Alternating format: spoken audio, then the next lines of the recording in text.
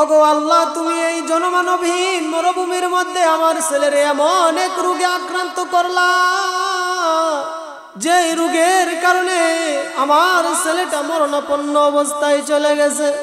ওগো আল্লাহ, জীবনে অনেক পরীক্ষা দিছি, কিন্তু এত বড় কঠিন পরীক্ষা আমি নাদানের দ্বারা সম্ভব না গো আল্লাহ। আমি এই কঠিন পরীক্ষার মধ্যে উত্তীর্ণ হতে পারবো না। তুমি আমারে দিয়া এত বড় পরীক্ষা নিও না। ও আল্লাহ, একজন বাবার জন্য সবচেয়ে কঠিন বোঝা হইল, সবচেয়ে ভারী বোঝা হইল তার ছেলের লাশ বহন করা। ওগো আল্লাহ, এই জনমানবহীন মরুভূমির মধ্যে তুমি আমারে দিয়া কি আমার ছেলের লাশ দাফন করাইবা? না গো আল্লাহ, না। এই মরুভূমির মধ্যে তুমি আমাকে দিয়া আমার ছেলের লাশটুকু দাফন করানোর মতো পরীক্ষা নিও না। এই পরীক্ষায় আমি পাশ করতে পারবো না গো আল্লাহ। হযরত লুকমান নামাজের মধ্যে বৈশা আল্লাহর কাছে কান্নাকাটি করতেছে, আর ছেলেটা ব্যথায় কথা কাতর হইয়া আল্লাহর কাছে দোয়া করতেছেন। রাত্র যখন গভীর হয়ে গেছে, তখন তাঁবুর ভিতরে এক নুরানি আলোর ঝলকানি পড়ে গেছে। এত নুরানি আলো, যে আলোর কারণে পুরা তাঁবুটা ঝলমল ঝলমল করতেছে। এই আলো আর কিছু নয়, এই আলো হইল আল্লাহ তাআলার ফেরেশতা হযরত জিবরাইল আমিন আলাইহিস সালাম। আল্লাহ তাআলা হযরত জিবরাইলকে প্রেরণ কইরা দিবেন, তার ওই হযরত লুকমানের তাঁবুর মধ্যে প্রেরণ কইরা দিবেন। হযরত জিবরাইল আলাইহিস সালাম আয়েশা হযরত লুকমানের ছেলেকে বলতেছে, ও বাবা, হে বৎস, তুমি কেমন আছো? তোমার শরীর স্বাস্থ্য ভালো আছেনি? ছেলে বলতেছে, আলহামদুলিল্লাহ, আমি খুব ভালো আছি, আমার শরীর স্বাস্থ্য ভালো আছে। কিন্তু আপনি কে? আপনাকে তো আমি চিনলাম না, আগে তো কখনো দেখি নাই। এই জনমানবহীন মরুভূমির মধ্যে আপনি কোথা থেকে আসলেন? আপনার পরিচয় কি যদি আমাকে একটু বলতেন। তখন হযরত লুকমানের ছেলে যখন এই প্রশ্ন করলেন, তখন জিবরাইল আলাইহিস সালাম বললেন, হে বৎস, তুমি তো বলছো তোমার শরীর ভালো, তুমি খুব ভালো আছো, কিন্তু তোমার পায়ের মধ্যে জখম কিসের? এটা কি দেখা যায়? হযরত লুকমানের ছেলে বলেন, আমার বাবা আমারে চাইছিল আল্লাহর একজন নবীর সাথে সাক্ষাৎ করাইবেন।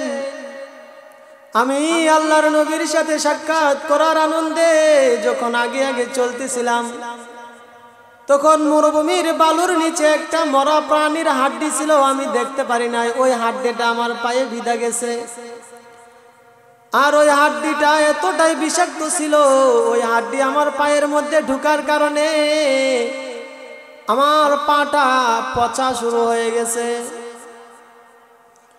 তখন হযরত জিবরাইল তার ওই পায়ের মধ্যে হাত বুলাইয়া দিয়েছেন, আর সাথে সাথে তার পা ভালো হয়ে গেছে। তখন হযরত লুকমানের ছেলে বলতেছেন, আপনি কে? আপনি কোথা থেকে আসলেন? আপনার পরিচয় তো আমাকে বললেন না। কিন্তু এতটুকু বিশ্বাস আমার মধ্যে আছে, নিশ্চয়ই আপনি আল্লাহর গ্রহণযোগ্য কেউ হবেন,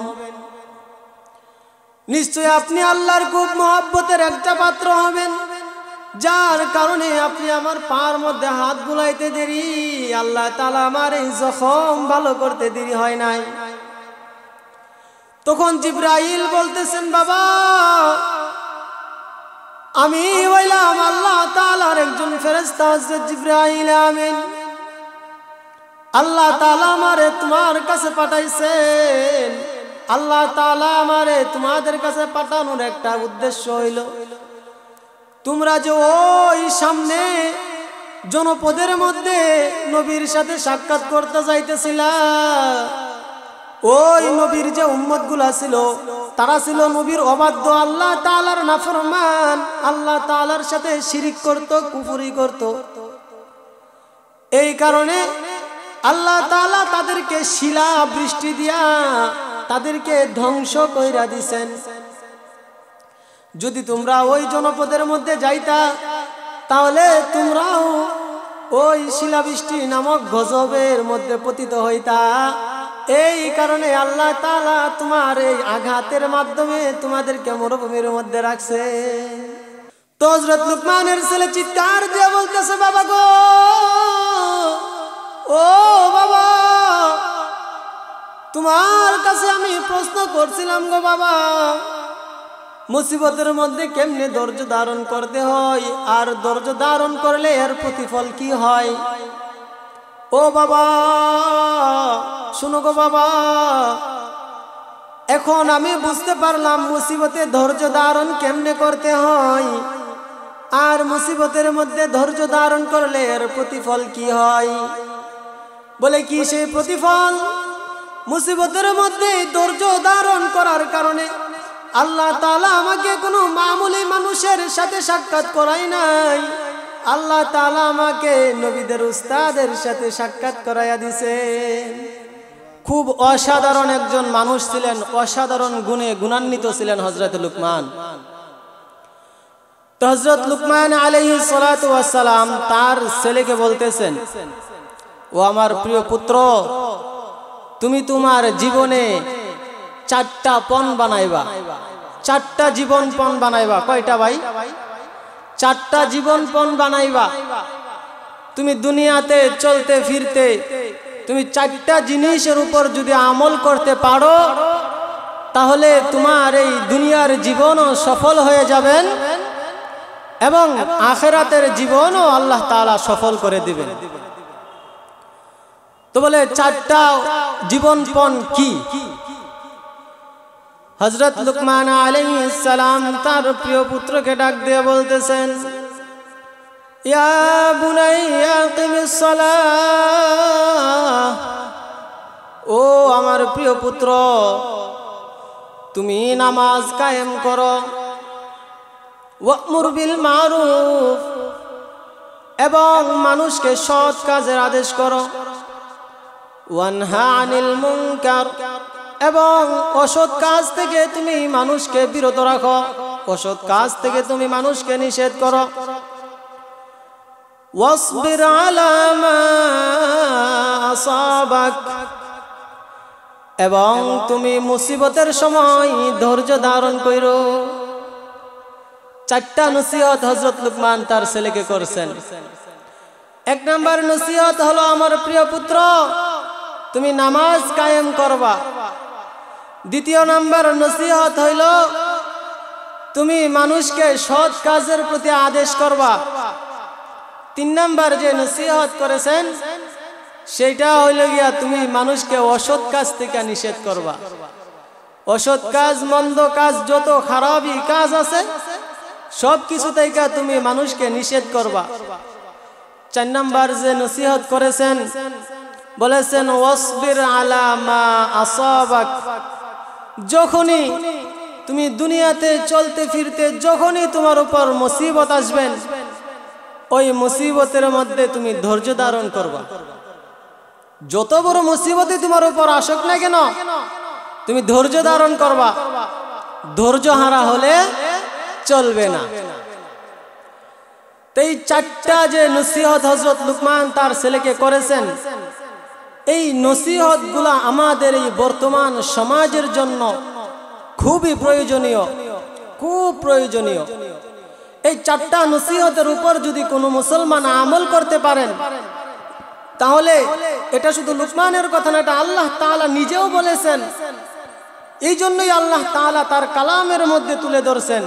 অর্থাৎ এটা প্রথমে লুকমানের কথা ছিল, কিন্তু পরবর্তীতে এটা আল্লাহ তাআলা নিজে পছন্দ করে নিজের কথা বানিয়ে নিয়েছেন।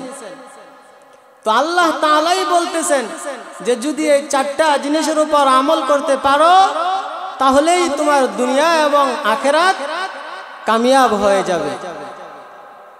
তো এই দুনিয়া এবং আখিরাতকে কামিয়াব করতে হলে প্রথমে আমাদেরকে কি করতে হবে ভাই? নামাজ পড়তে হবে। কথা ঠিক কিনা? প্রথম নসিহত কি ছিল? নামাজ পড়তে হবে। তো এই নামাজ যেহেতু 4টা নসিহত করেছেন, চারটা নসিহতের মধ্যে নামাজ ছাড়া আরো তিনটা নসিহত আছে না? যদি তিনি ইচ্ছা করতেন তাহলে নামাজকে সবার পরে বলতে পারতেন কিনা? যদি তিনি ইচ্ছা করতেন নামাজকে 2 নম্বরে বলতে পারতেন কিনা? 3 নম্বরেও বলতে পারতেন। কিন্তু নামাজকে সবার আগে সর্বপ্রথম বলার কারণ কি? হযরত লুকমান নামাজের যে তাগিদ তার ছেলেকে দিয়েছেন, সর্বপ্রথম এই নামাজের তাগিদ দেওয়ার কারণই হইল যেন নামাজের প্রতি মানুষ আগ্রহী হয়, তার ছেলে যেন নামাজ পড়তে কখনো নামাজের মধ্যে অলসতা না করে। এটাই হলো গিয়া মূল মাকসাদ। আর হাদিসের মধ্যে রাসূল বলেছেন, আউয়ালু মা ইউহাসাবু বিহিল আবদু ইয়াউমাল কিয়ামাতিস সালাহ। হাদিস দ্বারাও এটা প্রমাণিত যে কিয়ামতের ময়দানে সর্বপ্রথম একজন মুসলমানের যে হিসাব নেওয়া হবে ওইটা হলো গিয়া নামাজের হিসাব। কিসের হিসাব ভাই? নামাজের হিসাব। তো আমাদের জন্য সর্বপ্রথম যে নসিহত সেটা হলো গিয়া নামাজ কায়েম করা, নামাজ পড়া। এখানে আমি আপনাদের সম্মুখে আসছি কোনো ওয়াজ করার জন্য নয়, আমি কোনো ওয়াইজও নয়। এখানে আমি আপনাদের সামনে আসছি দ্বীনের দাওয়াত নিয়ে, নামাজের দাওয়াত নিয়ে আমি আপনাদের কাছে আসছি। আমার উদ্দেশ্য হলো আমার দ্বারা যেন আমার একজন মুসলমান ভাই আল্লাহ তাআলার দিকে ফিরে আসে। আমার দ্বারা যেন আমার একজন মুসলমান ভাই সে পথ ভুলে গেছে, সে আল্লাহকে ভুলে গেছে, সে যেন আল্লাহ তাআলাকে স্মরণ করে। আমার দ্বারা যেন আমার একজন ভাই জান্নাতের মধ্যে চলে যায়, এটাই হলো আমার উদ্দেশ্য। তো হযরত লুকমান আলাইহিস সালামের ছেলে বলতেছেন, বাবা গো তুমি আমাকে 4টা নসিহত করছো গো বাবা, 4টা নসিহত। ও বাবা সর্বপ্রথম যে নসিহত তুমি আমারে করছো গো বাবা, সর্বপ্রথম নসিহত তুমি আমারে করছো নামাজ কায়েম করো। ও বাবা নামাজ কিভাবে পড়তে হয় গো বাবা এটা আমি জানি গো বাবা, এটা আমি জানি। নামাজ যদি পড়তে হয় খুশু খুজুর সাথে নামাজ পড়তে হবে গো বাবা, এটা আমি জানি। ও বাবা 2 নম্বরে তুমি আমাকে যে নসিহত করছো, 2 নম্বর নসিহত তুমি আমারে করছো গো বাবা, মানুষকে সৎ কাজের প্রতি আদেশ করার নসিহত করছো। ও বাবা মানুষকে সৎ কাজের প্রতি কিভাবে আদেশ করতে হয় এটা আমি জানি গো বাবা, এটা আমি জানি। ও বাবা তুমি 3 নম্বরে যে নসিহত আমারে করছো গো বাবা, 3 নম্বর নসিহত তুমি আমারে করছো মানুষকে অসৎ কাজ থেকে বিরত রাখার জন্য। তুমি আমারে আদেশ করছো মানুষকে যেন খারাপ কাজ থেকে বিরত রাখি, মানুষকে যেন খারাপ কাজ করতে নিষেধ করি। ও বাবা কোনটা খারাপ কাজ এটা আমি খুব ভালো করে জানি গো বাবা। ও বাবা কোন কাজ করলে আমার আল্লাহ তাআলা মানুষের প্রতি নারাজ হয়ে যাবে ওইটা আমি জানি। ও বাবা 4 নাম্বার যে নসিহত তুমি আমারে করছো, 4 নাম্বার নসিহতটা হইল মুসিবতের মধ্যে ধৈর্য ধারণ করা। ও বাবা নামাজ পড়তে হয় এটাও আমি জানি, মানুষকে সৎ কাজের আদেশ করতে হয় এটাও আমি জানি, অসৎ কাজ থেকে নিষেধ করতে হয় এটা আমি জানি। কিন্তু মুসিবতের মধ্যে কেমনে ধৈর্য ধারণ করতে হয় গো বাবা, এইটা যদি তুমি আমারে প্র্যাকটিক্যালি দেখায়া দিতা। আল্লাহু আকবার। ঈমানওয়ালার ছেলে বাবা যেমন তাকওয়াওয়ালা, ছেলেটাও হয়েছে এমন তাকওয়াওয়ালা। বাবার অন্তরে যেমন আল্লাহ তাআলার ভয় রয়েছে, ছেলের অন্তরেও তেমন আল্লাহ তাআলার ভয় রয়েছে। ছেলে বলতেছে, বাবা তুমি আমাকে নসিহত করছো, আমি তো বুঝলাম বাবা 3টা নসিহত আমি খুব ভালো করে বুঝছি, কিন্তু 4 নাম্বার নসিহতটা যদি আমারে প্র্যাকটিক্যালি দেখায় দিতা তাহলে আমার জন্য সহজ হইতো। কিভাবে আমি ধৈর্য ধারণ করব এটা আমাকে প্র্যাকটিক্যালি একটু দেখায় দাও না বাবা। তো হযরত লুকমান বলতেছেন, বা ছেলে তো আমার খুব চালাক হয়ে গেছে, আমি তারে নসিহত করলাম, সে আমার আটকাই ফেলছে। নামাজ কখন পড়তে হয়, নামাজ কেমনে পড়তে হয়, এটা তো প্র্যাকটিক্যালি দেখানো সম্ভব। নামাজের ওয়াক্ত হইলেই তাকে দেখানো যাবে এইভাবে নামাজ পড়বা, অথবা নামাজের ওয়াক্ত ছাড়াও এইভাবেই দেখানো যায়, বাবা তুমি এইভাবে নামাজ পড়বা। মুসিবতের মধ্যে কেমনে ধৈর্য ধারণ করতে হয় এটা আমি তারে কেমনে বুঝাই। এই প্র্যাকটিক্যালি যদি এইটা বুঝাইতে হয় তাহলে তো আমার উপরে মুসিবত আসতে হবে, ঠিক না? মুসিবতে আসছে না, তার উপরে সে মুসিবতের মধ্যে ধৈর্য ধারণ কেমনে ধরতে হয় শিখাতে পারবে? আপনি নিজেই মোটর সাইকেল চালাতে পারেন না, মোটর সাইকেল সম্পর্কে আপনার কোনো অভিজ্ঞতা নাই, আপনি অন্য কেউ শিখাতে পারবেন? শিখাইতে হলে আগে নিজে শিখতে হবে না, আগে নিজে জানতে হবে না? তো লুকমান তো জানে, কিন্তু মুসিবতের মধ্যে ধৈর্য ধারণ করা এটা এমন একটা ব্যাপার, এইটা তো তার উপরে মুসিবত না আসলে সে দেখাইতে পারবে না। তো হযরত লুকমান বলতেছেন, ছেলেটা আমার মনে হয় আটকানোর জন্য এই কথাটা বলছেন। ছেলেটারে নিয়ে যায় পার্শ্ববর্তী একজন জনপদের মধ্যে, একজন নবী আছে, আল্লাহর একজন নবী। ছেলেটারে আল্লাহর নবীর সাথে যদি সাক্ষাৎ করায়, তাহলে আল্লাহর নবী যদি কিছু নসিহত করে তাহলে ছেলেটা আমার হয়তো একটু শুধরাবে। বাবার 4-5টা ছেলে থাকলে হয় না এমন, একটা ছেলে একটু দুষ্ট থাকে থাকে এমন, এটা স্বাভাবিক, আমাদের এলাকায় আছে। যার 4-5টা ছেলে থাকে, একটা ছেলে একদম দুষ্ট থাকে, তারে দেখলে সবাই একদম টাইট হয়ে যায়, বাবা আসছে, এত শয়তানের লাঠি। তো হযরত লুকমান যখন বলছেন, বাবা তোমাকে চলো আগামীকালকে নিয়ে যাই ওই পার্শ্ববর্তী এলাকার মধ্যে আল্লাহর একজন নবী আছে, চলো আমরা আল্লাহর সেই নবীর সাথে একটু সাক্ষাৎ করে আসি। তো নবী দেখাও তো একটা বড় এক নিয়ামত আল্লাহ তাআলার। তো নবী দেখারও তো একটা ভালোবাসা, একটা মুহাব্বত মনের মধ্যে আছে কিনা নাই? এখন যদি আপনারা শুনতেন যে আপনাদের এলাকার মধ্যে একজন নবী আসতেছে, তাহলে আপনারা কি করতেন? কলিজা সিঁড়ি খাইয়ে ফেলার জন্য চেষ্টা করতেন কিনা? ইমানের একটা পাওয়ার আছে না, তাকওয়াওয়ালার ছেলে, তার মধ্যে নবী দেখার স্পৃহা জাগছে, নবী দেখার ভালোবাসা জায়গা উঠছে। কারো মধ্যে নবী দেখার ভালোবাসা, কারো মধ্যে তাকে নাইবে নবী দেখার ভালোবাসা, আবার কারো মধ্যে তাকে নায়িকা দেখার ভালোবাসা আছে কিনা নাই? আরে নায়িকা দেখার ভালোবাসা আছে, তাই তো মানুষ এখনো যাত্রা গান করে, এখনো ওরস মাহফিল করে। মাহফিলের নামে যত নষ্টামি আর বন্ডামি আছে সবকিছু ওইখানে চলে। হাজার হাজার মানুষের ভিড় চলে ওইখানের মধ্যে। তাদের মধ্যে হলো নায়িকা দেখার ভালোবাসা, দুনিয়ার ভালোবাসা, নফসের ভালোবাসা তাদের মধ্যে আছে। আর এই যে আপনারা এখানে আসছেন, আপনারা জানেন এখানে আমাদেরকে খাওয়ানো হবে না, আমাদেরকে পড়ানো হবে না, নাচ গানের সুযোগ দেওয়া হবে না, তারপরেও কেন আসছেন? কারণ আপনারা জানেন এখানে নাইবে নবী আসতেছে, নাইবে নবী দেখতে হবে আমাদেরকে, নাইবে নবী দেখার জন্য আসছেন। রাসূল বলেছেন, ইন্নাল উলামা ওয়ারাসাতুল আম্বিয়া, উলামায়ে কেরাম হলো আমার ওয়ারিস, আমার উত্তরাধিকার হলো উলামায়ে কেরাম।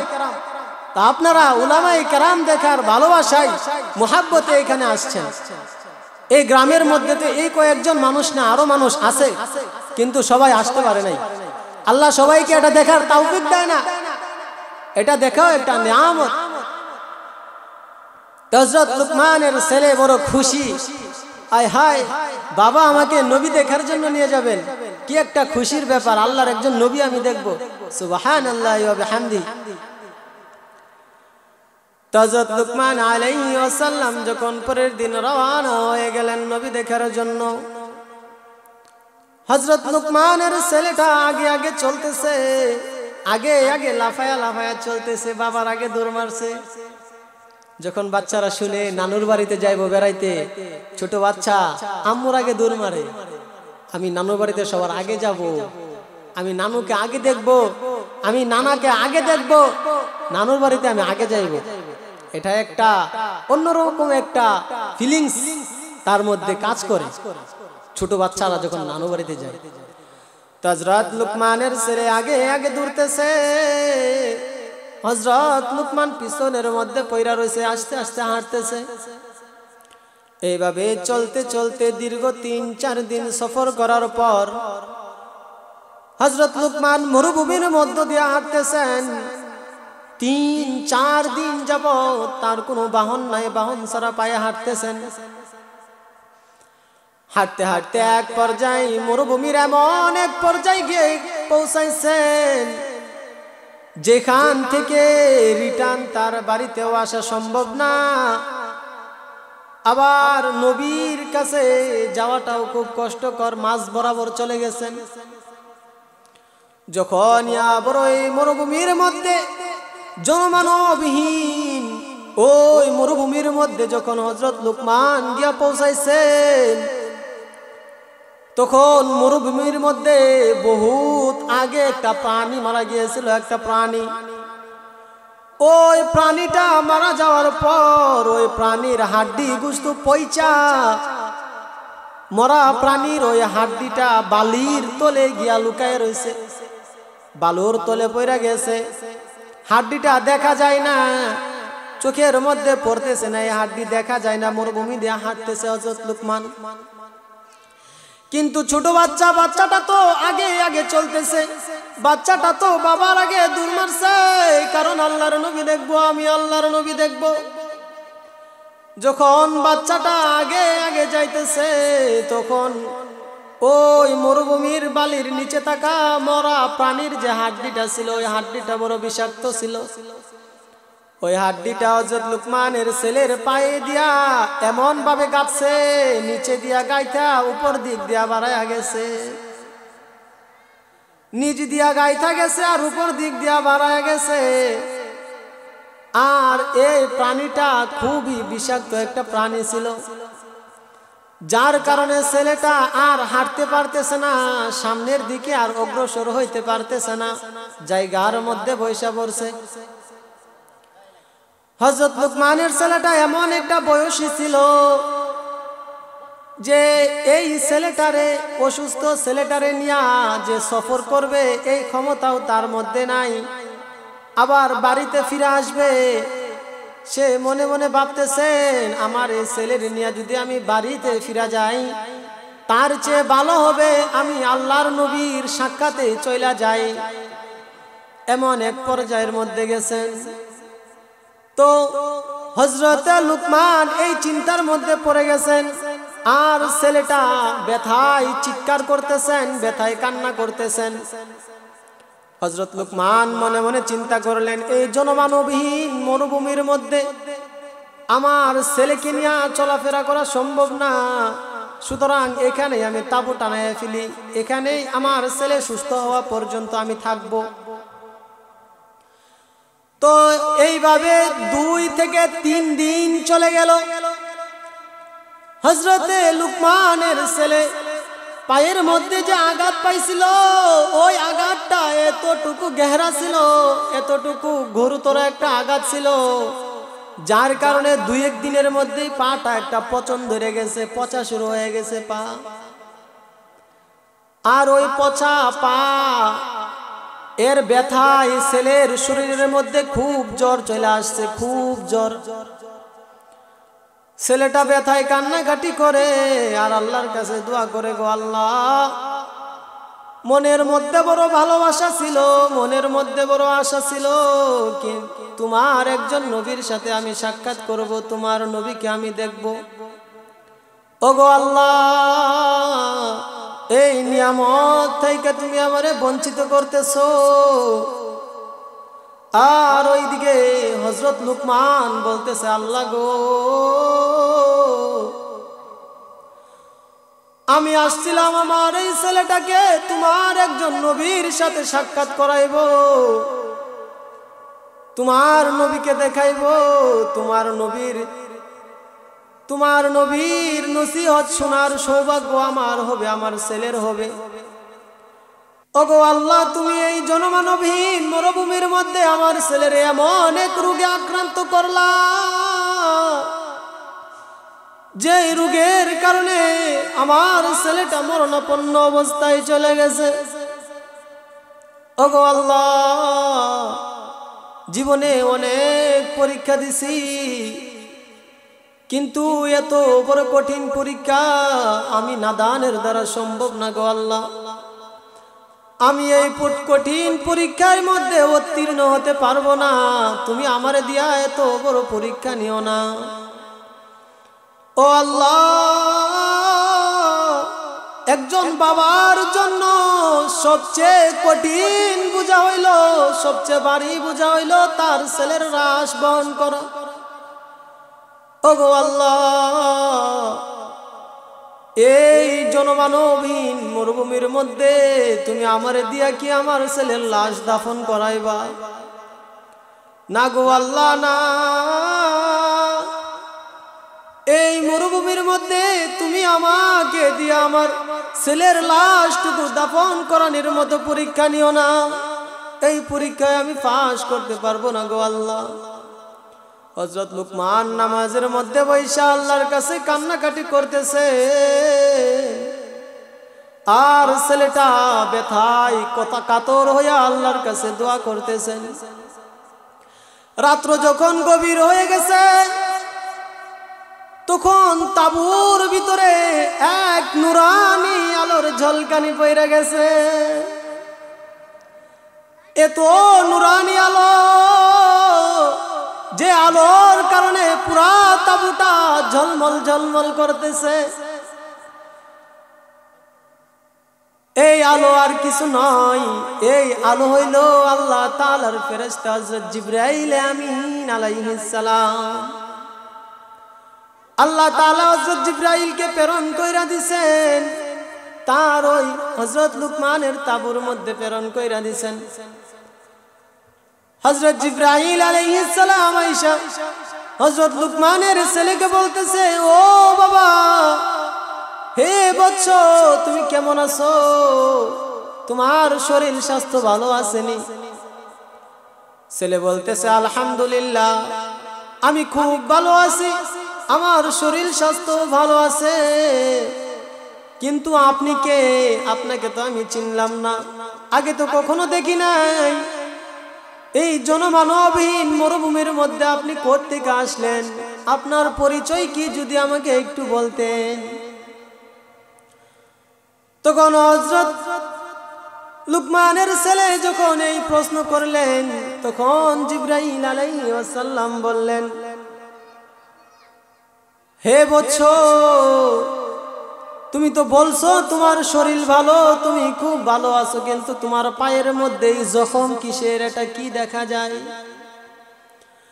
হযরত লুকমানের ছেলে বলেন, আমার বাবা আমারে চাইছিল আল্লাহর একজন নবীর সাথে সাক্ষাৎ করাইবেন। আমি আল্লাহর নবীর সাথে সাক্ষাৎ করার আনন্দে যখন আগে আগে চলতেছিলাম, তখন মরুভূমির বালুর নিচে একটা মরা প্রাণীর হাড্ডি ছিল, আমি দেখতে পারি নাই। ওই হাড্ডিটা আমার পায়ে বিঁধা গেছে, আর ওই হাড্ডিটা এতটাই বিষাক্ত ছিল, ওই হাড্ডি আমার পায়ের মধ্যে ঢুকার কারণে আমার পাটা পচা শুরু হয়ে গেছে। তখন হযরত জিবরাইল তার ওই পায়ের মধ্যে হাত বুলাইয়া দিয়েছেন, আর সাথে সাথে তার পা ভালো হয়ে গেছে। তখন হযরত লুকমানের ছেলে বলতেছেন, আপনি কে? আপনি কোথা থেকে আসলেন? আপনার পরিচয় তো আমাকে বললেন না। কিন্তু এতটুকু বিশ্বাস আমার মধ্যে আছে, নিশ্চয়ই আপনি আল্লাহর গ্রহণযোগ্য কেউ হবেন। নিশ্চয়ই আপনি আল্লাহর খুব মহব্বতের একটা পাত্র হবেন, যার কারণে আপনি আমার পার মধ্যে হাত বুলাইতে দেরি, আল্লাহ তাআলা আমার এই জখম ভালো করতে দেরি হয় নাই। তখন জিবরাইল বলতেছেন, বাবা, আমি হইলাম আল্লাহ তাআলার একজন ফেরেশতা হযরত জিবরাইল আমিন। আল্লাহ তাআলা আমারে তোমার কাছে পাঠাইছেন। আল্লাহ তাআলা আমারে তোমাদের কাছে পাঠানোর একটা উদ্দেশ্য হইল, তোমরা যে ওই সামনে জনপদের মধ্যে নবীর সাথে সাক্ষাৎ করতে যাইতেছিলা, ওই নবীর যে উম্মতগুলা ছিল, তারা ছিল নবীর অবাধ্য, আল্লাহ তাআলার নাফরমান, আল্লাহ তাআলার সাথে শিরিক করত, কুফরি করত। এই কারণে আল্লাহ তাআলা তাদেরকে শিলা বৃষ্টি দিয়া তাদেরকে ধ্বংস কইরা দিছেন। যদি তোমরা ওই জনপদের মধ্যে যাইতা তাহলে তোমরাও ওই শিলাবৃষ্টি নামক গজবের মধ্যে পতিত হইতা। এই কারণে আল্লাহ তাআলা তোমার এই আঘাতের মাধ্যমে তোমাদেরকে মরুভূমির মধ্যে রাখছে। তো হযরত লুকমানের ছেলে চিৎকার দিয়ে বলতেছে, বাবা গো, ও বাবা, তোমার কাছে আমি প্রশ্ন করছিলাম গো বাবা, মুসিবতের মধ্যে কেমনে ধৈর্য ধারণ করতে হয়, আর ধৈর্য ধারণ করলে এর প্রতিফল কি হয়? ও বাবা শুনো গো বাবা, এখন আমি বুঝতে পারলাম মুসিবতে ধৈর্য ধারণ কেমনে করতে হয়, আর মুসিবতের মধ্যে ধৈর্য ধারণ করলে এর প্রতিফল কি হয়। বলে কি সেই প্রতিফল? মুসিবতের মধ্যে ধৈর্য ধারণ করার কারণে আল্লাহ তাআলা আমাকে কোনো মামুলি মানুষের সাথে সাক্ষাৎ করাই নাই, আল্লাহ তাআলা আমাকে নবীদের উস্তাদের সাথে সাক্ষাৎ করাইয়া দিছেন, হযরত জিবরাইলের সাথে সাক্ষাৎ করাইয়া দিছেন। হযরত জিবরাইল স্বয়ং আমার কাছে চলে আসছেন। এই হলো মুসিবতে ধৈর্য ধারণ করার তোহফা আল্লাহ তাআলা দিছেন। তারে মুসিবতে ধৈর্য ধারণ করার প্রতিদান আল্লাহ তাআলা দিছেন, তাকে দুনিয়ার মধ্যেই দিয়ে দিছেন। তো প্রথম যে নসিহত তিনি করছিলেন নামাজের নসিহত, এটা খুব ইম্পর্টেন্ট একজন মুসলমানের জন্য। ঈমানের পর সর্বপ্রথম যে আমল সেটা হলো নামাজ। হাদিসের মধ্যে আসছে নামাজ হইল গিয়া দিনের একটা খুঁটি, যদি এই খুঁটিকে কেউ ঠিক রাখতে পারে তাহলে তার সব কিছু ঠিক। এখন মনে করেন এই যে একটা কাগজ, এই কাগজটা এখানে আপনি একটা খুঁটি দিলেন, এটা যদি আপনি ঠিক রাখেন তাহলে পুরোটা কাগজ ঠিক থাকবে কিনা? যদি এটা খুলে ফেলেন তাহলে এই কাগজটাও শেষ হয়ে যাবে। তো এই নামাজ হইল গিয়া মুমিনের জন্য, এই নামাজ হইল গিয়া খুঁটি স্বরূপ, এটা দাঁড়ায় থাকবে। এই নামাজ যে ব্যক্তি পড়বেন আল্লাহ তাআলা তাকে 5টা পুরস্কার দিবেন, 5টা পুরস্কার। বলা হয়েছে প্রথম যে পুরস্কার আল্লাহ তাআলা দিবেন, দুনিয়ার মধ্যে আমি আপনি আমরা সবাই কি করতেছি? এক রিজিকের জন্য শুধু সব কিছু করতেছি। এক টুকরা জমিনের জন্য, এক 4 আঙ্গুল জমিনের জন্য মানুষ মানুষকে মেরে ফেলতেও দ্বিধাবোধ করে না। ভাই 4টা টাকার জন্য ভাইকে মেরে ফেলে, সন্তান বাবার থেকে আলাদা হয়ে যায়, সন্তান মার থেকে আলাদা হয়ে যায়। এই দুনিয়ার মধ্যে যা কিছু হইতেছে, যা কিছু চলতেছে, সব হইল একমাত্র রিজিকের জন্য। 2 বেলা 2 মুঠো ভাত ভালো করে খাওয়ার জন্য, 2 বেলা পাঙ্গাস আর তেলাপিয়া দেওয়া ভাত খাওয়ার জন্য, 1 বেলা গোশত দিয়া ভাত খাওয়ার জন্য আমাদের মধ্যে এই সব কিছু প্রতিযোগিতা চলতেছে।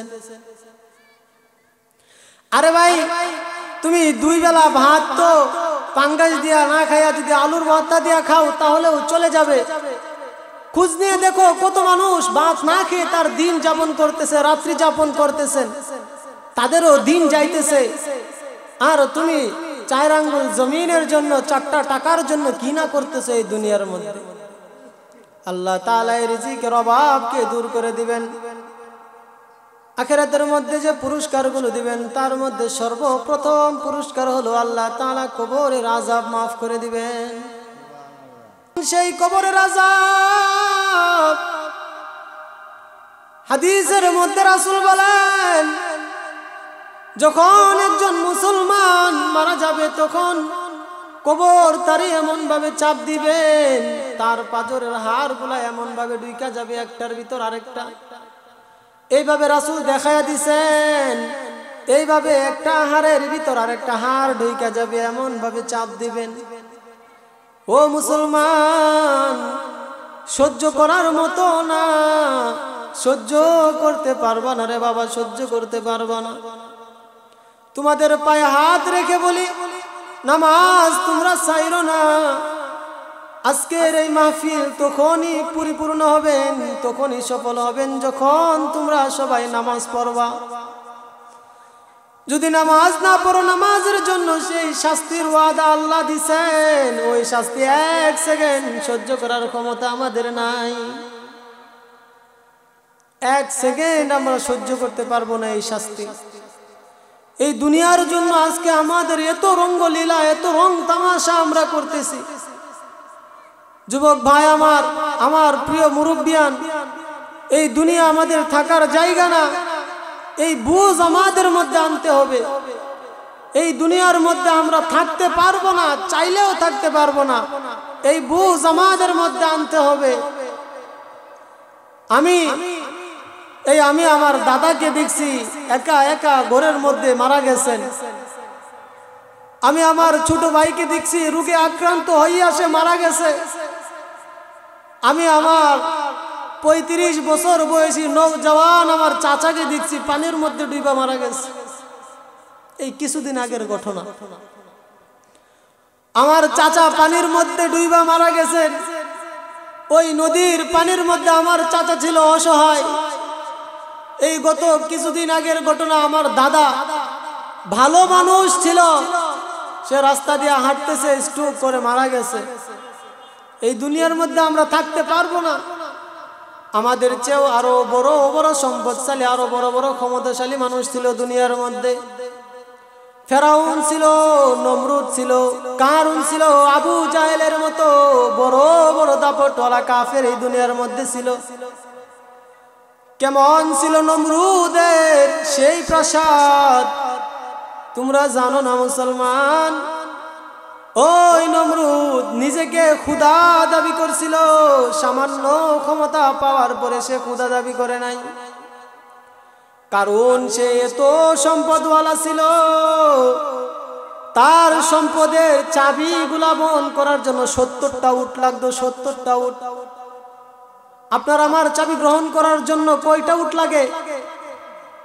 শাড়ির আঁচলের মধ্যে 2টা চাবি বাঁধা রাখা যায়, কিন্তু ওই কারুনের সম্পদের যে চাবিগুলা ছিল এইগুলা বহন করার জন্য 70টা উট লাগতো। তো নিজেকে বুঝান, এই দুনিয়া থাকার জায়গা না, এই দুনিয়াতে আমরা থাকতে পারবো না। যে ছেলেমেয়ের জন্য আমরা এত কষ্ট করতেছি, কাল কিয়ামতের ময়দানে ওই ছেলেমেয়েগুলাই আমাদের বিপক্ষে সাক্ষ্য দিবেন, আমাদের বিপক্ষে বলবেন, আল্লাহ আমার বাবা মা আমাকে দ্বীনি শিক্ষা দেয় নাই, আমাকে নামাজের কথা বলে নাই, আমাকে রোজার কথা বলে নাই, সুতরাং আজকে তুমি তাদেরকে আমার চেয়ে দ্বিগুণ শাস্তি তুমি তাদেরকে দাও। আপনার আমার ছেলে বলবেন,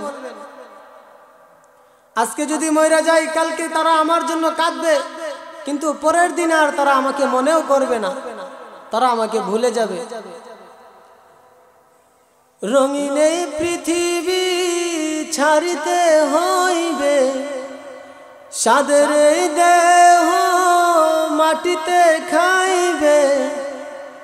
রঙিন এই পৃথিবী ছাড়িতে হইবে, সাদের এই দেহ মাটিতে খাইবে। শূন্য হবে জিন্দেগানি,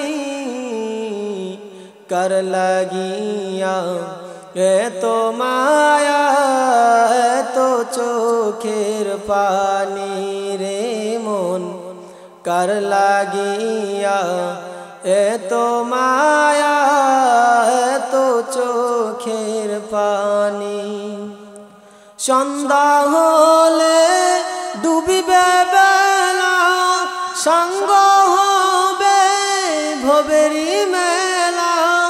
সন্ধ্যা হলে ডুবিবে বেলা, সঙ্গ হবে ভবেরি মেলা। কেউ বা দেবে আখিরি গোসল, কেউ বা দেবে আখিরি গোসল, কেউ বা আনবে আতর দানি। কার লাগিয়া এত মায়া, এত চোখের পানি কার লাগিয়া এত মায়া এত চোখের পানি রঙিনে পৃথিবী ছাড়িতে হইবে সাদের দেহ মাটিতে খাইবে রঙিনে পৃথিবী ছাড়িতে হইবে সাদের দেহ মাটিতে খাইবে শূন্য হবে জিন্দেগানি কার লাগিয়া এত মায়া এত চোখের পানি রে মন কার লাগিয়া এত মায়া এত চোখের পানি এত আশার বাসা তোমার নিমিষেতে হবে চুরমার এত আশার বাসা তোমার নিমিষেতে হবে চুরমার কেউ বা ডাকবে মামা করে কেউ বা ডাকবে মামা করে সারা তো দিবে না জননী কার লাগিয়া এত মায়া এত চোখের পানি রে মন কার লাগিয়া এত মায়া এত চোখের পানি কবি সঙ্গীতের মধ্যে আমাদেরকে এটা বইলা দিছেন সঙ্গীতের মধ্যে এসে আমাদেরকে বলছেন এই সঙ্গীতের দিকে লক্ষ্য করলে আমরা বুঝতে পারি যে এই দুনিয়া আমাদের কিচ্ছু না এই দুনিয়া আমাদেরকে ছেড়ে চলে যেতে হবে এই দুনিয়ার লঙ্গ লীলা আমাদেরকে ধ্বংস করার জন্য এই দুনিয়ার যত লঙ্গ লীলা সব কিছু ইহুদিদের পায়চারা আমার যুবক ভাইরা তোমরা জানো না ইহুদিরা মুসলমানদের ঈমান ধ্বংস করার জন্য কি না করতেছেন তারা যত কিছু করার চেষ্টা যত কিছু তারা যা কিছুর বিনিময়ে মুসলমানদের ঈমানকে ধ্বংস করতে পারবেন তারা তাই করবেন তারা তাই করতেছেন একটা সময় এমন ছিল যখন মানুষ টেলিভিশন চিনত না যখন মানুষ অ্যান্ড্রয়েড ফোন চিনত না কিন্তু আস্তে আস্তে তারা হাতের মুঠোয় সব কিছু আইনা দিছে একটা সময় ছিল যখন আমাদের পূর্বের মা বোনেরা ঘর থেকে বাহির হইতো না ঘর থেকে বাহির হওয়া তারা এটা নিজেদের জন্য অশোভনীয় মনে করত কিন্তু আজকে আমার মা বোনেরা বেসামাল হয়ে গেছেন তারা ঘর থেকে বাহির হওয়ার জন্য প্রতিযোগিতা করতেছেন নিজেদের অধিকারের জন্য তাদেরকে কে বুঝাবে ঘর থেকে বাহির হওয়া তাদের অধিকার না ঘর থেকে বাহির হয়ে ইনকাম করার অধিকার তাদেরকে ইসলাম দেয় নাই এর মধ্যে তাদের জন্য শান্তি নাই তাদের জন্য শান্তি হলো ঘরের মধ্যে বসে থাকা বাচ্চা কাচ্চা লালন পালন করা বাচ্চাটা যেন হারামজাদা না হয়ে হালালজাদা হয় এই চেষ্টা করা এখন এই দুনিয়া ভরে গেছে হারামজাদা দিয়া সব দিকে শুধু হারামজাদা আর হারামজাদা শুধুই হারামজাদা দিয়ে ভরা এই যে আমরা আসতেছিলাম আপনাদের ওই যে বাজার ফিরিঘাট থেকে আইসা যে বাজার এই বাজারের নাম কি বাদাঘাট বাজার দিয়ে আমরা যখন আসতেছিলাম তখন দেখতেছিলাম এক বিয়ের অনুষ্ঠান এত বড় এত জাকজমক করছে সীমাহীন জাকজমক করছে রাত্রিবেলা দেখলাম তো এটা কার ইসলাম এই অনুমতি দেয় নাই ইসলাম এই কথা বলে নাই ইসলাম বলে নাই তুমি ডেকোরেশন আনো বিয়ার মধ্যে হারাম মাহরাম আর গায়রে মাহরাম না মানিয়া তুমি বিয়ের মধ্যে নাচ গান করাও এটা ইসলাম বলে নাই তারা বিয়ের মধ্যে দিবে কি মোহর দিবে 10 লাখ 20 লাখ দে ছেলেটাও সম্পদওয়ালা মেয়েটাও সম্পদওয়ালা তো মেয়ের বাড়ির মেয়েরা বলল যে মোহরের বিষয়টা যদি আলাপ আলোচনা করতেন তো মেয়ের বাবা ওইটা বলল 30,000, 30 লাখ। ছেলের বাবা বললো না না না, আমরা এত পারবো না, 10 লাখ। তুমি এর চাচা ওইটা বললো এগুলো তো খাতা কলমে লেখা, এগুলো তো দিতে হয় না, এই লেখা তুইলা রেখে। তো ছেলের বাবা বললো লেখা তুইলে আমার 50 লাখ দিয়ে সমস্যা কি? আর এটা তো আমার দিতে লাগতেছে না, যদি আমি নগদ দিতাম তাহলে আমার যদি 50,000ও লিখতি তাহলে তো সমস্যা ছিল, কারণ এটা আমার দিতে হবে নগদ। এটা তো বাকি আমার দিতে লাগতেছে না, দেওয়া লাগতেছে না, থাক 50 লাখ লেখো, সমস্যা নাই। কিন্তু এই মোহর, এটা মেয়ের হক কিনা, এটা বউয়ের হক কিনা? এই মোহর না দিয়ে স্ত্রীর গায়ে হাত দেওয়া জায়েজ আছে? শরীয়তে এই অনুমতি দিছে? দেখছেন নি হারামজাদা কিভাবে হয়, হারাম দিয়া শুরু করছে না? বিয়েটা কি ছিল? হালাল ছিল তার জন্য, এটা বৈধ ছিল। আল্লাহ তাআলা বলেছেন বিয়ে শাদী করার জন্য, রাসূল নিজে বলেছেন বিয়ে করার জন্য, এটা হালাল বৈধ শরীয়ত সম্মত, কিন্তু সে এটাকে হারাম পন্থায় ব্যবহার করছে, যার কারণে তার বাচ্চাটাও হয়েছে হারাম, তার বাচ্চাটাও হারাম হয়েছে। এই যে হারামজাদা দিয়ে চতুর্দিক ঘুরে গেছে। ইহুদিদের পাইচারা চিকন বুদ্ধি, মুসলমান বুঝতেই পারবে না, এত চিকন বুদ্ধি তাদের। এই যে গত কিছুদিন আগে একটা পাইচারা করে গেল, আমরা যেভাবে সাধারণ মানুষ রক্ত ডোনেশন করি না, রক্ত ডোনেশন করি না আমরা, মানে কাউকে রক্ত দান করি, রক্ত দান করার জন্য একটা কেন্দ্র আছে, আছে কি না? তো তারা ভাবলো যে যেহেতু একজন মানুষ আরেকজন মানুষকে রক্ত দেয়, তো রক্ত যেভাবে দেয় এইভাবে দুধ দেওয়া যায় না? মানে একজন মার বাচ্চা প্রসব হয়েছে, তার বাচ্চাটা মারা গেছে, তো তার বাচ্চা যে মারা গেছে তার দুধ খাওয়ানোর তো বাচ্চা নাই, নাকি বলেন? বাচ্চা তো নাই। এই যে মায়ের যে দুধ, এই দুধ তো বিফলে যাবে, অযথা নষ্ট হচ্ছে। এই দুধটা যদি মা অন্য একটা বাচ্চার জন্য ডোনেশন করে, এটা কেমন হয়? খুব ভালো একটা কথা না? এটা তো খুব ভালো। হ্যাঁ, একজন বাচ্চার মা মারা গেছে, তার মা নাই, আরেকজন মহিলার বাচ্চা মারা গেছে, তার দুধ খাওয়ানোর বাচ্চা নাই, তো এই মা যদি গিয়া দুধটা ডোনেশন করে তাহলে তো অন্য একটা বাচ্চা খাইতে পারবে। এটা তো খুব ভালো একটা ব্যবস্থা, তারা খুব সুন্দর একটা ব্যবস্থা করছে। কিন্তু এর মধ্যে উলামায়ে কেরাম তো দিছে বাধা।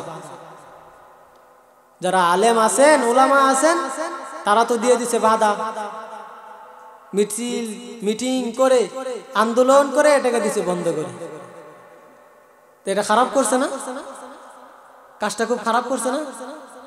হ্যাঁ, সাধারণ জনগণ, তোমার সাধারণ বুদ্ধিতে এটা খুব ভালো একটা কাজ, কিন্তু ইসলাম এটাকে একদম নিকৃষ্ট একটা কাজ বলেছেন। ইসলামের মধ্যে এইসব কাজের কোনো ঠাঁই নাই, এটা হারাম হারাম হারাম, বিলকুল হারাম এটা। এখন আপনি বলবেন এত সুন্দর একটা কাজ কিভাবে হারাম হয়? আমি আপনাদেরকে বলতেছি কিভাবে হারাম হয়। আপনাদের এই মহল্লার কুলিমুল্লার বউয়ের বাচ্চা মারা গেছে, কুলিমুল্লা কেউ থাকলে আমার উপরে রাগ হয় না। আপনাদের এই এলাকার কুলিমুল্লার বউয়ের বাচ্চা মারা গেছে, তার দুধ দিয়া ডোনেশন করছে, আর এই মহল্লারই ওই পাশের সলিমুদ্দিনের বউ মারা গেছে, তার বাচ্চাটা রয়েছে, বুঝছেন নি? তো ওই কলিমুদ্দিনের বউ যে দুধ ডোনেশন করছে, এই দুধ সলিমুদ্দিনের ছেলে খাইছে, একই তো পাড়া। হ্যাঁ, তো খাইছে যে, এখন তো কার দুধ খাইছে এটা তো বলতে পারে না, সব দুধ তো একসাথে, সব দুধ একসাথে না, দুধের মধ্যে তো নাম লেখা নাই এটা কলিমুদ্দিনের বউয়ের দুধ, সলিমুদ্দিনের ছেলে খাইছে, এরকম তো লেখা নাই।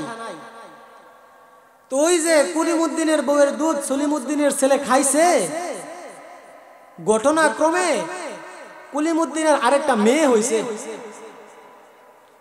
ওই মেয়েটারে সলিমুদ্দিনের ছেলের খুব পছন্দ হয়েছে। এরকম হইতে পারে না? নাকি এমন হয় না?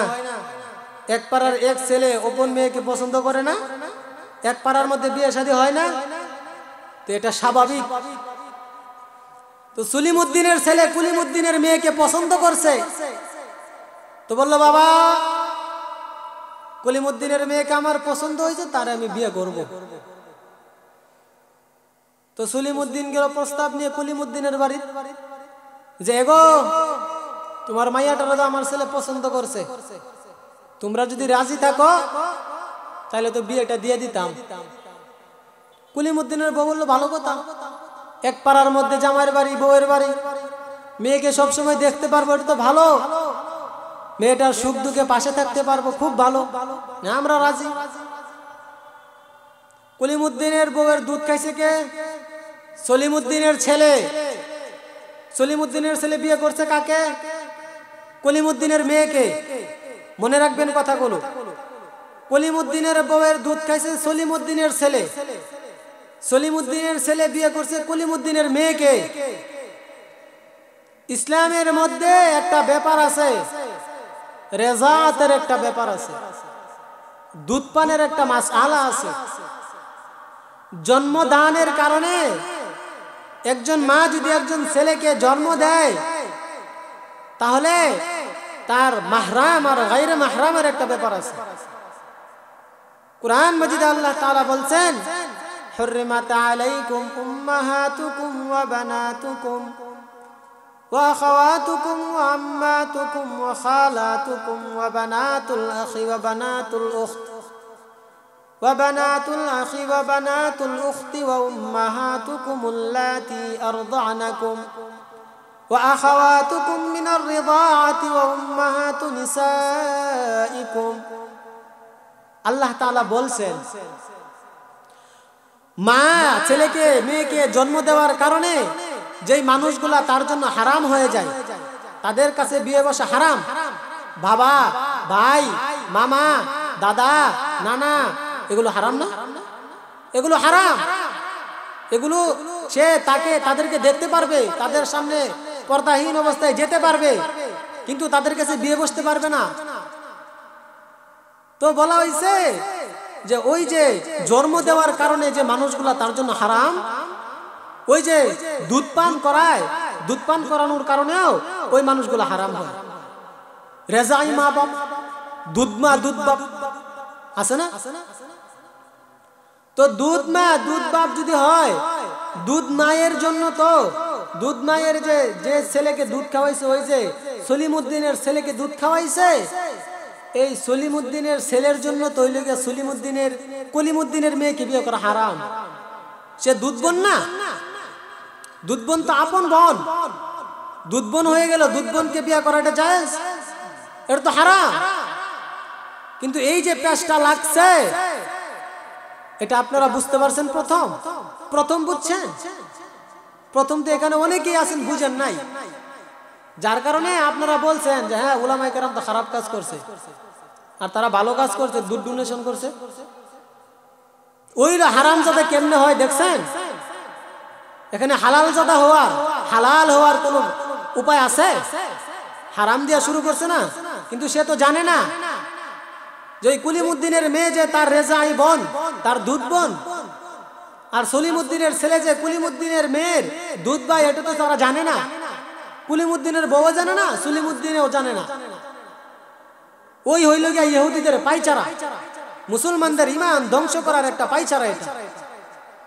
তারা বিভিন্ন ভাবে মুসলমানদের ঈমান ধ্বংস করার জন্য প্রচেষ্টা করতেছে, যার কারণে হাতের মুঠোয় সবকিছু আইনা দিছে, সবকিছু হাতের মধ্যে আইনা দিছে। তারা আরো করবে। এই জন্য আমার মুসলমান যুবক ভাই, তোমাদের পায়ে হাত রেখে আমি বলি, তোমরা সচেতন হও, তোমরা আল্লাহ তাআলার অভিমুখী হও, তোমরা আল্লাহ তাআলাকে চেনো, ইসলাম তোমরা বুঝো, ইসলাম তোমাদেরকে বুঝতে হবে। তোমরা যদি আজকে ঘুমিয়ে যাও, তাহলে ওই ইহুদি আর খ্রিস্টানরা তারা সুযোগ পেয়ে যাবে ইসলামকে ধ্বংস করার জন্য। তোমরা যদি জেগে উঠো, তাহলে তারা ভয়ে থরথর করে কাঁপবে। আজ মুসলমানের যুবকরা গর্জে উঠেছে, মুসলমানের যুবকরা জেগে উঠেছে। এখন যদি আমরা কোনো পদক্ষেপ নেই তাহলে খুব সতর্কতার সাথে পদক্ষেপ নিতে হবে। কারণ মুসলমান সে যদি নারায়ে তাকবীরের ধ্বনি তারা দিয়ে দেয় তাহলে কাফেরের অন্তরের মধ্যে এমন ভাবে আতঙ্ক শুরু হয় যেন সমগ্র দুনিয়া তছনছ হয়ে যাওয়ার মতো। কাফেরের অন্তরে এমন ভয় সৃষ্টি হয়। এজন্য তারা মুসলমানের যুবকদেরকে, মুসলমানের নওজওয়ানদেরকে তারা ঘুম পাড়িয়ে রেখেছেন। তোমরা ঘুমিয়ে যেও না, তোমরা জাগ্রত হও। একজন যুবক যদি চায় তাহলে সে একটা সমাজকে পরিবর্তন করতে পারে। একজন যুবক যদি উদ্যোগী হয় তাহলে একটা সমাজকে পরিবর্তন করা, একটা সমাজকে দিনদার বানানো, একটা সমাজকে নামাজওয়ালা বানানো খুব সহজ হয়ে যায়।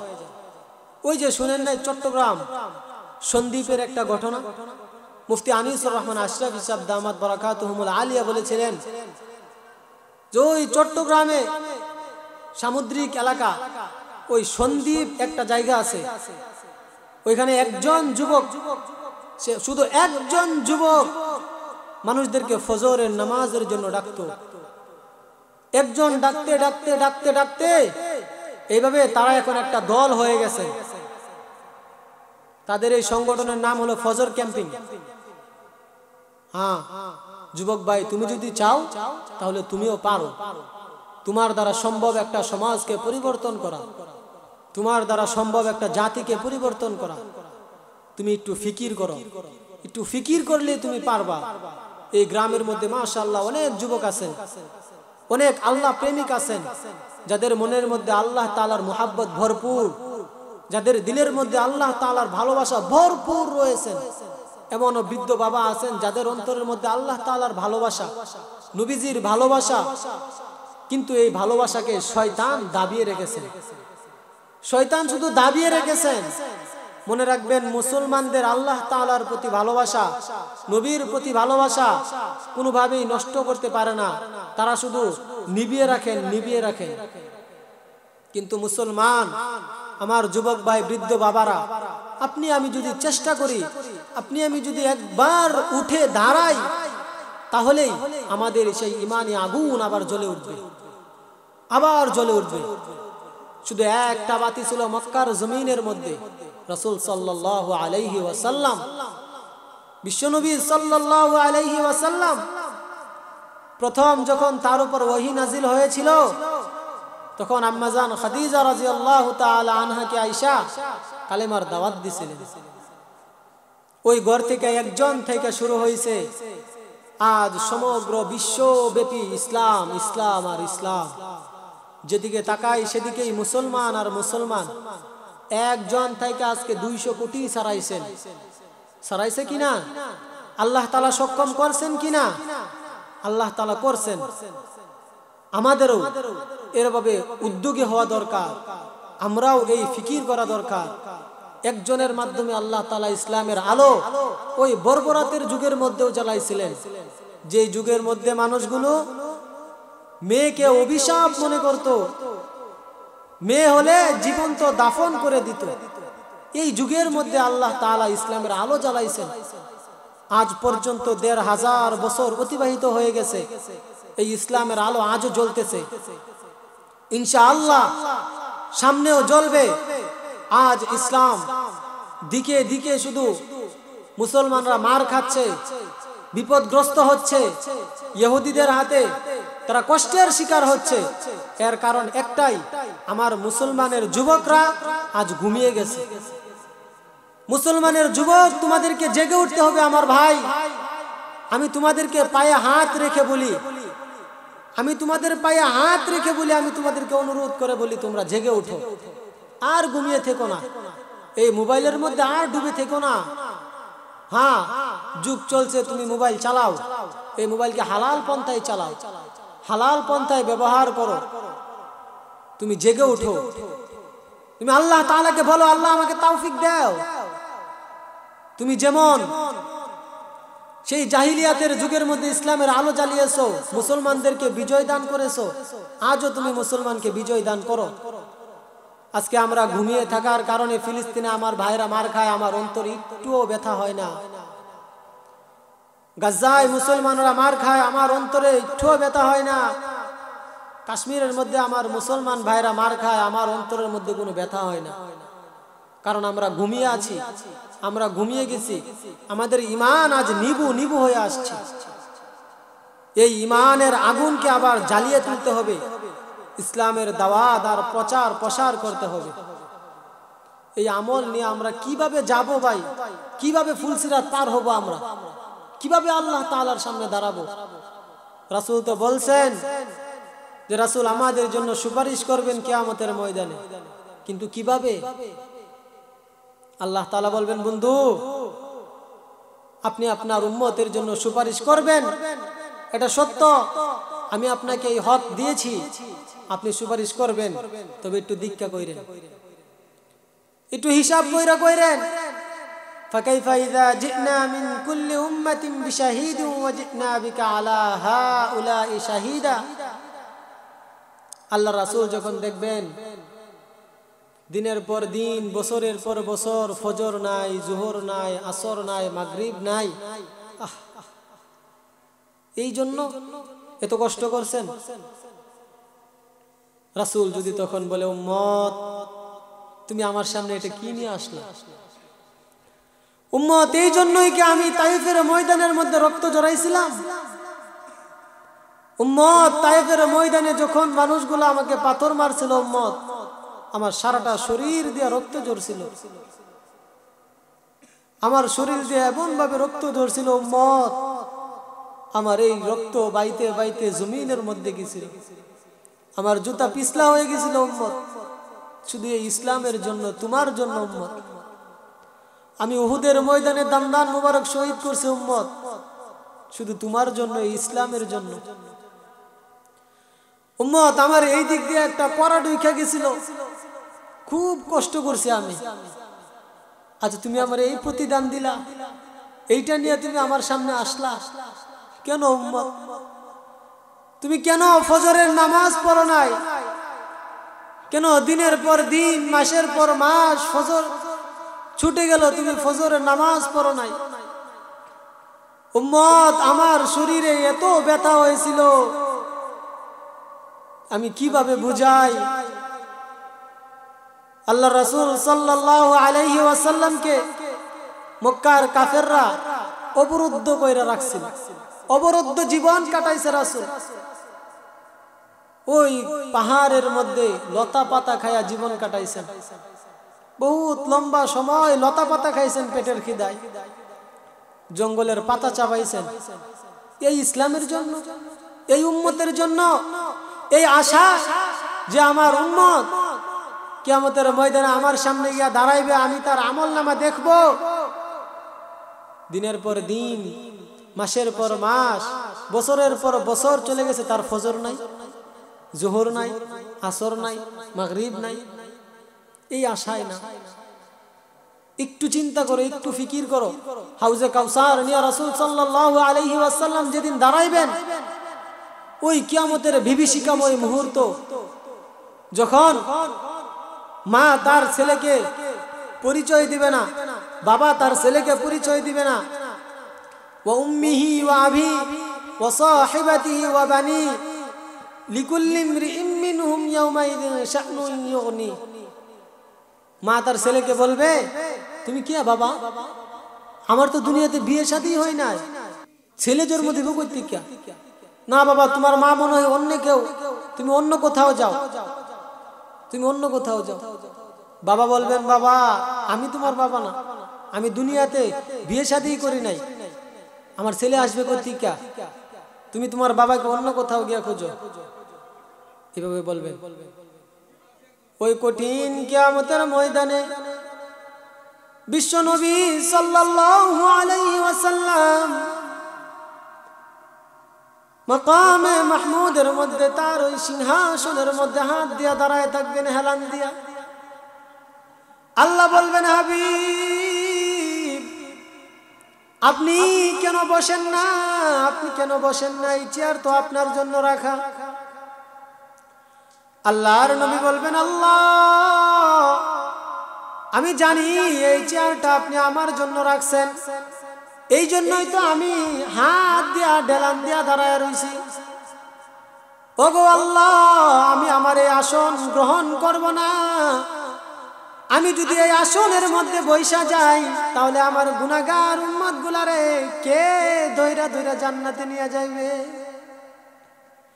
এত মুহাব্বত করতেন রাসূল আমাদেরকে, এত মায়ার মানুষ ছিলেন আমাদের রাসূল, যিনি দুনিয়ার মধ্যে মৃত্যু যখন তার সামনে এসে হাজির, তখনও তিনি উম্মতকে ভুলেন নাই। হযরত আজরাইল আলাইহিস সালাম বাইরে আয়েশা সালাম দিতেছেন, আসসালাতু ওয়াসসালামু আলাইকা ইয়া রাসূলুল্লাহ। আমি মালাকুল মাউত, আপনি যদি আমাকে অনুমতি দেন তাহলে আমি আপনার ঘরে আসবো আপনার জান কবজ করার জন্য।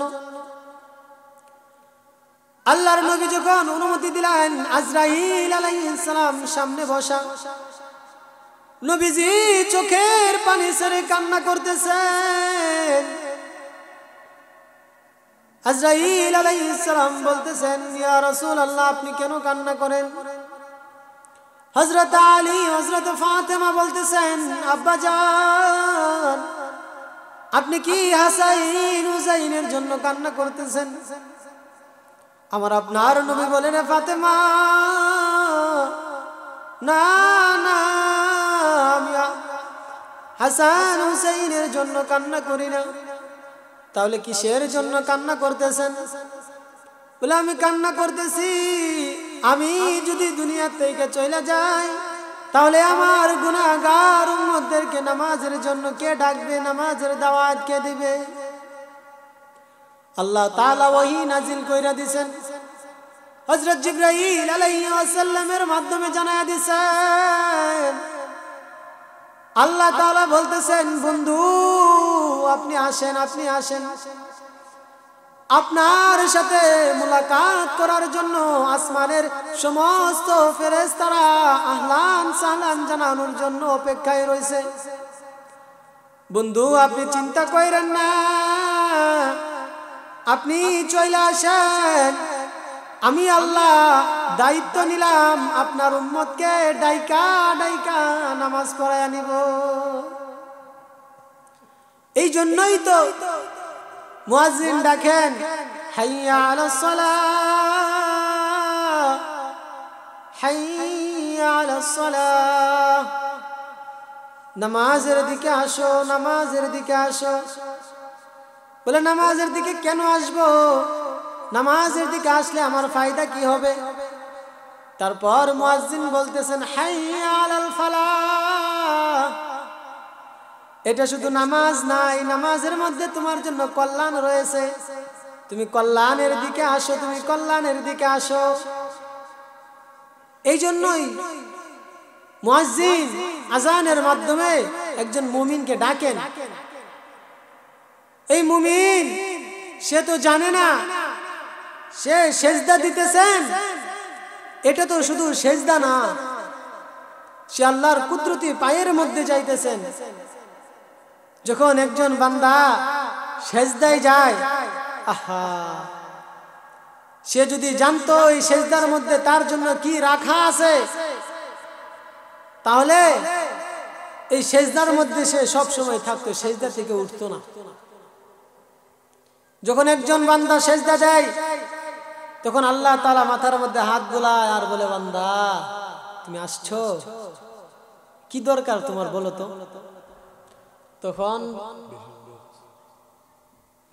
তখন বান্দা উঠা বসে আর বলে, আত্তাহিয়াতু লিল্লাহি ওয়াস সালাওয়াতু ওয়াত তাইয়্যিবাত, আসসালামু আলাইকা আইয়ুহান নাবিয়্যু ওয়া রাহমাতুল্লাহি ওয়া বারাকাতুহু, আসসালামু আলাইনা ওয়া আলা ইবাদিল্লাহিস সালিহিন। এইটা হলো মুসলমানের জন্য, এই নামাজ অত্যন্ত মুসলমানের জন্য সবচেয়ে গুরুত্বপূর্ণ ইবাদত হলো নামাজ। তো আজকে আমি আপনাদেরকে যে কথাগুলো বললাম এর একটাই উদ্দেশ্য, যে নামাজ পড়া। আমরা সকলেই নামাজ পড়ব তো ইনশাআল্লাহ। ইনশাআল্লাহ আল্লাহ তাআলা যে কথাগুলো বললাম আমাকে এবং আপনাদের সকলকে আমল করার তৌফিক দান করুক। জোরে সুরে বলে আমিন।